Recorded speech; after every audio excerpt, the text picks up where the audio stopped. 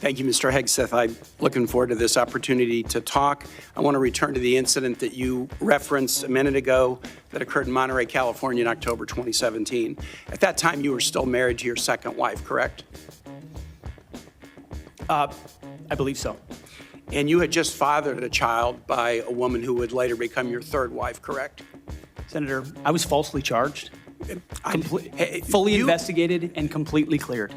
So you think you were completely cleared because you committed no crime. That's your definition of cleared? You had just fathered a child 2 months before by a woman that was not your wife. I am shocked that you would stand here and say you're completely cleared.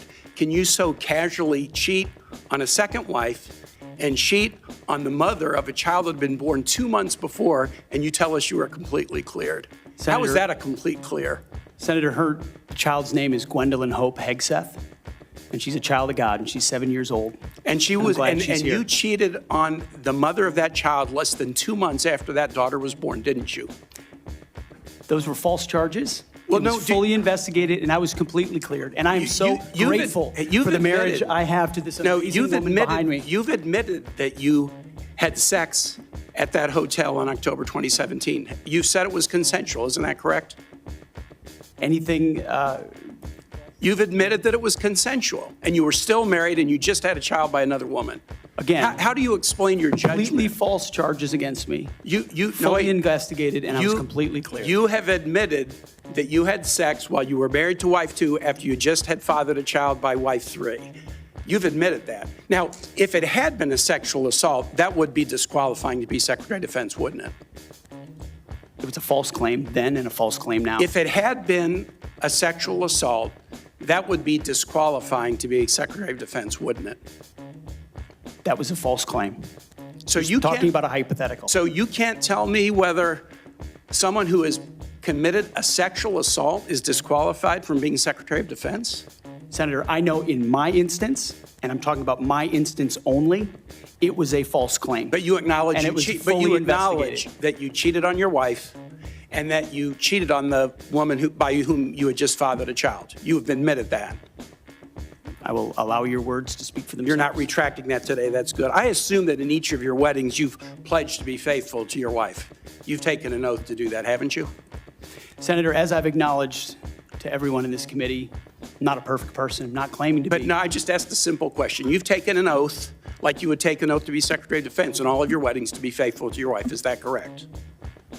I have failed in things in my life, and thankfully I'm redeemed by my Lord and Savior, Jesus Christ. In finalizing divorces from your first and second wives, were there non-disclosure agreements in connection with those divorces? Senator, not that I'm aware of. If there were, would you agree to release those first and second wives from any confidentiality agreement? Senator, it's not something I'm aware of. But if there were, you would agree to release them from a confidentiality agreement? Senator, that's not my responsibility. Did you ever engage in any acts of physical violence against any of your wives? Senator, absolutely not. But you would agree with me that if someone had committed physical violence against a spouse, that would be disqualifying to serve as Secretary of Defense, correct? Senator, absolutely not have I ever done that. You would agree that that would be a disqualifying offense, would you not? Senator, you're talking about a hypothetical. I don't think it's a hypothetical. Violence against spouses occurs every day. And if you as a leader are not capable of saying that physical violence against a spouse should be a disqualifying fact for being Secretary of the most powerful nation in the world, you're demonstrating an astonishing lack of judgment. The incident in Monterey led to a criminal charge, a criminal investigation, a private settlement, and a cash payment to the woman who filed the complaint. And there was also a non-disclosure agreement, correct? It was a confidential settlement agreement off of a nuisance lawsuit. Right. During an interview, you claimed that you settled the matter because you were worried that if it became public, it might hurt your career. Do you maintain that you were blackmailed? Senator, I maintain that false claims were made against me.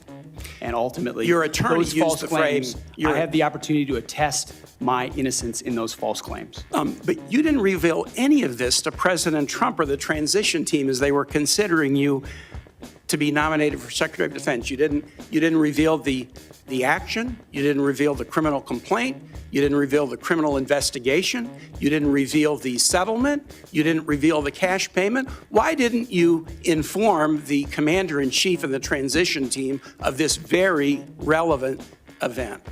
Senator, I've appreciated every part of the process with the transition team. They have been open and honest with me. We've had great conversations between the two of us, and I appreciate the opportunity that President-elect Trump has given me. You chose not to reveal this, right?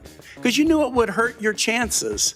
So you chose not to reveal this really important thing to the commander-in-chief and the transition team because you were worried about your chances rather than trying to be candid with the future president of the United States. Are there any other important facts that you chose not to reveal to the president-elect and his team as they were considering you to be Secretary of Defense? Senator, I sit here before you an open book, as everyone who's watched this process. With multiple non-disclosure and confidentiality agreements tying the hands of many people who would like to comment to us. Much has been made of your workplace behavior as a leader of nonprofit veterans organizations and as a Fox News contributor. Were you fired from either of the leadership positions with the nonprofits? I was the leader. I was the CEO of Concerned Veterans for America and the executive director of Vets for Freedom. Were you fired from either of them? And I was never fired from a veterans organization. Do you have non-disclosure agreements with either of those organizations? Not that I'm aware of, Senator. Many of your work colleagues have said that you show up for work under the influence of alcohol or drunk. I know you've denied that, but you would agree with me, right, that if that was the case, that would be disqualifying for somebody to be Secretary of Defense. Senator, those are all anonymous false claims, and the totality they're not anonymous. The letters on the record here. They're not anonymous. On the record, we've seen records with names attached to them. Vets for Freedom, Concerned Vets for America, and Fox News attributing to me working hard every day on behalf. One of your colleagues said that you got drunk at an event at a bar and chanted, "Kill all Muslims." Another colleague, not anonymous, we have this, said that you took coworkers to a strip club. You were drunk, you tried to dance with strippers, you had to be held off the stage, and one of your employees in that event filed a sexual harassment charge as a result of it. Now, I know you denied these things, but isn't that the kind of behavior that, if true, would be disqualifying for somebody to be Secretary of Defense? Senator, anonymous false charges. They're not anonymous. And I'll just conclude and say this to the chairman. You claim that this was all anonymous. We have seen records with names attached to all of these, including the name of your own mother. So don't make this into some anonymous press thing. We have seen multiple names of colleagues consistently throughout your career that have talked about your abusive actions, Chairman, attitudes, I think he's words, over and his time. statements. He's way over his time. I now yield.